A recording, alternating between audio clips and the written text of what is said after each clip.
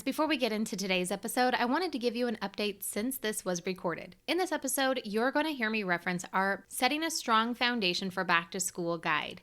Now, this was originally created just exclusively for our Life Balance members, but I decided to go ahead and make it available for everybody. You can purchase it by going to yourliferocks.com/shop or click the link in the description below this podcast episode. It's on sale for just $14.99 or included in the Life Balance membership. Now, let's get to the episode. Welcome to Redefining Balance for Working Moms podcast, where we believe life balance is possible. Yes, even for you. You might just have to redefine what it looks like for yourself.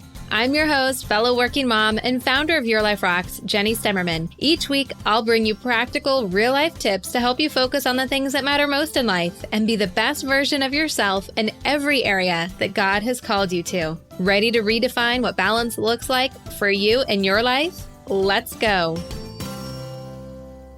Hey there, welcome to the show. I am so excited that you are here to join me today because today is all about getting your kids ready for going back to school. Now, this has been a subject that is all over in the news. It seems like everyone is talking about it. What will back to school actually look like this year with COVID-19 and everything else that's going on in this world? It is a little bit bonkers to say the least. But regardless, there are things that we can do to guide and be that steady force in our kids' life as the mom to set them up for success. So whether you are homeschooling next year like me for the very first time, please pray for me, or you are going back to traditional school, which I think is probably few and far between if we really think about it. And most of the school districts that I've seen in the news or people I've talked to, it's going to be a little bit of a hybrid kind of a situation where we're back to doing distance learning like we did at the end of the last school year, which in my opinion was a little bit of a hot mess. But you know what? Every time that we do something new, it's going to be a little bit of a hot mess. So hopefully there's been some lessons learned and it will be a much smoother, more organized process this time around if that is what your kids are going to be doing. But the things that we're talking about today really do apply, whether you are homeschooling, whether you are doing traditional schooling, something else in between, or even really honestly, if your kids are not yet in school. So we're going to talk about today will definitely apply to them. And if you're listening to the podcast, I've already explained this to our YouTube watchers, but this is the first time that we are recording a video at the same time as recording a podcast. So it's the first trial. It's a little bit different for me because usually I'm used to either talking into the mic or talking into the camera. And today I'm doing both, but I think that this information is going to be great. So as I said before, to those on YouTube, the content that we have on YouTube is not always the same as the content that is on the podcast. So if you are looking for more tips, more inspiration, and you're usually listening to the podcast, make sure that you jump over to YouTube and subscribe to the Your Life Rocks channel there so you don't miss out on any tips and inspiration that we have for you as you work to create a life that's balanced and makes sense for you and your family. Okay, so today we're talking about 3 ways that you can focus in on being the best school year for your kids possible, for both you and for them. Because let's face it, right? Them going to school is a big part of our lives as a mom, whether it is making sure that their academics are going right, the scheduling, like it's all encompassing, right? When their kids are back in school versus summertime when they're not. So the first focus that we really want to talk about are the things that are within our control. Right now, there's a lot of things outside of our control, which as hard as it is, honestly, it's good for us to grow in faith and perseverance by going through this ever-changing climate that we're living in. But it can be stressful for us and for our kids. I think so many of us forget how stressful it can be for our kids. And I keep seeing all of these new studies coming out about the welfare of our kids because of the lack of stability and lack of knowing what is going to be going on with their school and with their days and what everything is going to look like in the future for them. So the more we can provide that stability and control the things that we can control, the better. And the biggest thing that we can control for our kiddos are their routines, their morning routine, their at night routine before they go to sleep. And if you're a Life Balance member, under the resources section under parenting, you can find worksheets to help you set up those morning routines, nighttime routines for your kids. But here's the trick when you're setting up these routines for your kids is to let them contribute. Yes, let them set their morning routine, because if your kids are like mine, they don't like to be rushed. I mean, who does, right?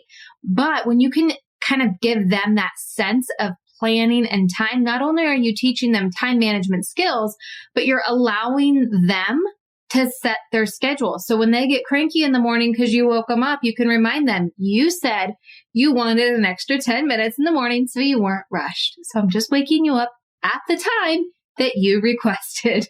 So it's a great way of kind of giving them that accountability and that personal ownership, teaching them time management, but also giving them the consistency. Now, while we're putting it on them, it is also on us to make sure that they fulfill that morning routine, that they stay consistent to that each and every single day, because that is where they're going to have that more grounded well-being feeling. And that's going to transfer over to us as well, because I don't know about you, but when COVID-19 hit last year, everything kind of went out the window and we were facing this new normal, which I don't even like to consider it a new normal, but it's where we are right now. And so we need to be able to adjust. But having a routine that doesn't adjust, no matter what changes, can really help both you and them in the long term. So that is the first thing that you can really focus in on. So once you have those routines in place, they're down, think about the other things that are within your control. It might be your weekly check-ins with your kids or daily check-ins with your kids. Think about it. When your kids are in regular school, like back, pre-COVID, and at the end of the day, you might check in on their homework or ask them how their schoolwork was.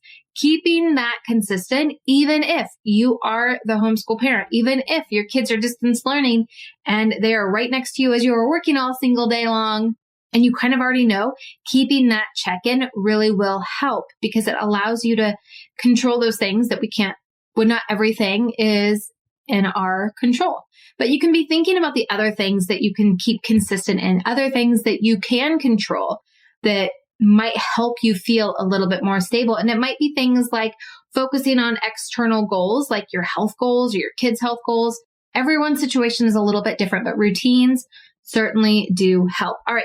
The second thing, number 2, to focus in on to help you have a successful school year is to focus on what is best for your kids. Now, every kid is different, but we really need to be focusing in on all of what makes it good for them, not just one or two aspects, or being just led and told what everyone else feels like is best for our kids. Now, when I say this, I don't just mean for their learning, because school is so much more than just learning, right? At school is also where they're getting social interaction. It's where they're learning to behave as a normal human being in society. They have to deal with their emotions, and they should be getting a little bit of exercise, even if they're like in high school and they're just walking around from class to class. That's probably more exercise than they're getting if they're distance learning or homeschooling and just in front of a screen or a book all day long. So really, as the mom, this is where we need to come in and say, what is needed and how can we make a way for this for our kids? So think about their emotional needs. Think about their physical needs. Think about their faith needs.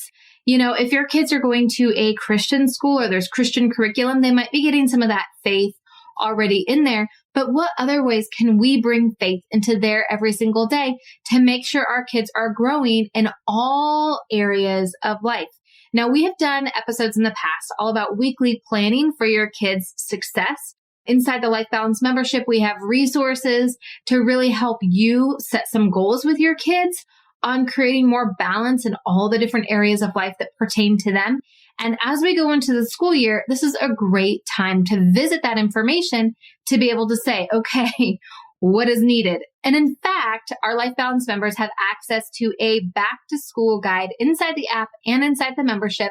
And the second tool that is listed in there are journal prompts, and they're legit questions to ask yourself and helping your kids kind of figure out like where you're at with them, where they're at with different situations, the different areas of life that pertain to them, so that you can kind of set some new goals for them for the new school year. And the more you can get them involved and in them thinking through these things, the better. And really, I truly, truly believe that it's our job as the parent, as the mom, to be proactive in these areas. You know, it breaks my heart when I see all of these reports and studies and everything coming out from the last part of last school year when everyone was distance learning and everyone wasn't in school, and all of the psychological effects that that had on kids and families and parents. And it's just rough. But there's a lot of things that we can do to be proactive, to set our kids up for success, to set ourselves up for success. And we owe it to them and we owe it to ourselves to do just that. And the number 3 thing to focus in on, and this one is so important, and it's something that, you know, sometimes we either go to or we don't go to at all. It doesn't ever really seem to be that middle ground, and it's setting up the environment for success. You know, when we think about when everything happened last year with COVID and our kids had to do distance learning all of a sudden, it was like makeshift offices taking over the kitchen. I know so many friends I talk to, they're like, my house is a disaster. And while it might be like, okay, we're in survival mode, but that is stressful, y'all. Like having your area around you, your environment in chaos creates inner chaos. And we want to do just the opposite of that as our kids go back to school. So we want to be able to control our environment in a healthy way without it becoming all consuming and the pendulum completely swinging to the other side of the fence. But we want to make sure that we are setting up an environment that is conducive to learning, that is conducive to living if you're doing both at home, which I think a lot of us will be, at least for the first few months of school, as we're testing the waters and seeing how things go. But setting up that great environment is really, really key. Even if your kids are going away from the house for school, setting up an environment for where their lunches are in the morning, for where their backpacks go after school, where they're doing their homework. All of those things are important in setting up that environment for success. Now, there's other things that kind of play into this as well. When we're thinking about the structure, the environment, helping them be successful at school and helping us be successful to be the moms that we want to be in this next school year for our kids. And another big part of that is communication. Now, having the start of communication being a strong calendar. So at the beginning of every school year, I recommend that you go through the entire school year. If your kids are in public school or private school, go to the school's website, the district's website, get all of those dates on your calendar now. Know when parent-teacher conferences are. Know when there's going to be breaks in school and you're going to have to figure out daycare. Because when we're doing this like weekly or monthly, or things are just sprung on us at the last minute, it is so stressful. So take a few hours, maybe even just like 30 minutes or so, to set up the calendar for the entire year. Now, one thing that I have learned over the years that is very stressful to me as a working mom is the district has their calendar, the school has their calendar, and those are pretty well set. But the teachers, on the other hand, sometimes pop in things that come at the last minute. And for me, the last minute is like with a week's notice, which I'm sure to them is probably plenty of notice and they've got a lot on their plates. But it's up to me to be proactive, to know that I can't always get time off if there's just a week's notice, or I can't always provide the things I need to provide if there's less than a week's notice. So I will also talk to the teachers and explain to them that I'm a working mom and I'm very much a planner, and I'm more than happy to volunteer. I'm more than happy to provide supplies, but I want to know well in advance. And if they have any ideas of when dates are, even if they're going to be moving around, if they could give them to me now, that would be awesome. And if they could give me anything new at least a month in advance, that would be even better.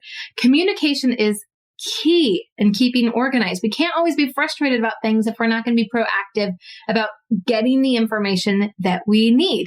Now, once you have that calendar set up, you have your routine set up, then it's up to you to really communicate that out to everybody else that matters, right? So starting with your spouse. Now, before everything kind of gets inked in. So I start with pencil, but before it gets inked in, I make sure I talk to my spouse to make sure that we're on the same page with our goals for the kids, because they're not just my kids, they're his kids too, right? So this is something that we do as a family, but we want to make sure that we are communicating our thoughts, our feelings, what we think is a good morning routine, because when it's all done on us and we're the ones creating it all, then we're the only ones trying to make it happen. But if everyone in the family, your husband, the kids, everyone kind of works together on that morning routine or on that schedule, now everyone is bought in. And if everyone's bought in, it's a lot easier to get them to actually do it and to help you do it every single day. Other people that you want to make sure you're communicating with, and honestly set this up as a SOP for yourself, a standard operating practice, at least once a month, is to check in with your kids' teachers or caregivers or coaches or anyone else that is involved in their day-to-day life or their week-to-week life.